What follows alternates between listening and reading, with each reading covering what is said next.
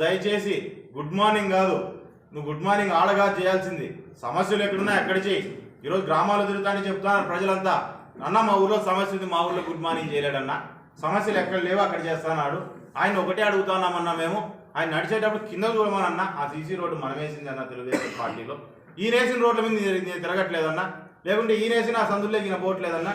కేవలం తెలుగుదేశం పార్టీ హయాంలో చంద్రబాబు నాయుడు గారి ద్వారా నారా లోకేష్ గారి ద్వారా వేయించిన రోడ్లు ఏవైతే ఉన్నాయో ఆ రోడ్ల మీద ఈయన నడుస్తున్నాడు అనే విషయాన్ని కూడా ప్రజలందరూ కూడా నీ వెనక మాట్లాడుకుంటున్నారు. కాబట్టి ఫస్ట్ దానిని తెలుసుకొని నువ్వు ఏదైనా సరే ముందుకెళ్లాలని ఎమ్మెల్యే గారు కూడా ఇతో పలుకుతున్నాం. మేము అభివృద్ధికి వ్యతిరేకం కాదు, అభివృద్ధికి అనుకూలమే. కానీ అభివృద్ధి చేసే క్రమంలో నువ్వు సైకోలాగా అందరి మీద ప్రజల మీద పడ్డం దయచేసి తగ్గించాలనే మిమ్మల్ని కూడా కోరుకుంటూ, ఈ రకంగా మీరు మాట్లాడినప్పుడు మీరు ఎప్పుడైనా సరే ఒక బాధ్యత పోస్ట్లో ఉన్నారు కాబట్టి ఫ్యాక్ట్స్ తెలుసుకొని మీరు మాట్లాడండి. ఫ్యాక్ట్స్ తెలియకుండా మాట్లాడొద్దండి. ఈరోజు నేను అడుగుతున్నా, ఈరోజు జిల్లేడుబండి రిజర్వాయర్లో ఎందుకు నువ్వు ప్రజలతో వాళ్ళతో మాట్లాడి వాళ్ళకి కావాల్సిన డబ్బులు చెల్లించిన తర్వాత ఆడ ఈ ప్రాజెక్ట్ కట్టలేకపోతున్నావు? ఆయకట్ట యా ఆయకట్టి అసలు ఏమన్నా అర్థం ఉందా? ఏమన్నా యాటి నుంచి ఆయకట్ట వస్తుంది? ఎట్లా చెప్పు, అది క్లియర్గా చెప్పు.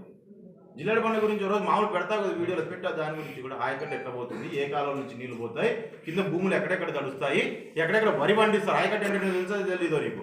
ఆయకట్ట అంటే వరి పండించే కింద భూములు ఉండే ఆయకట్ట అంటే డ్యాముల్లో నుంచి చెరువుల్లో నుంచి కింద నీళ్లు పోతే ఆ నీళ్లు. నువ్వు యాడో ఆయకట్టు గురించి మాట్లాడుతున్నావు. ధర్మారం చెరువు ఆయకట్టు గురించి మాట్లాడదాం. ధర్మారం చెరువు ఆయకట్టు గురించి మాట్లాడదాం మనం. ధర్మారం చెరువులో ఫస్ట్ ప్రశాంతంగా నీళ్ళు వదిలి ఉన్న భూముల్లో పంటలు పెట్టుకునే అవకాశం ఇవ్వు నువ్వు, నీ బోట్ షికార్లు పక్కన పెట్టి.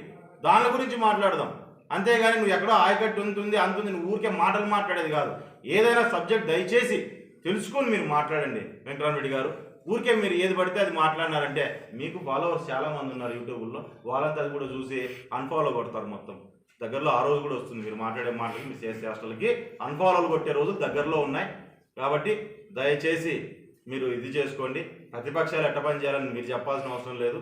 ప్రతిపక్షాలకి మీరు ట్రైనింగ్లు దగ్గరలోనే శాశ్వతంగా ఇంట్లో కూర్చోబెడతాం నిన్ను. ఖచ్చితంగా ఆ రోజు నువ్వు కూర్చొని ఇదే యూట్యూబ్లో క్లాసులు చెప్పుకో.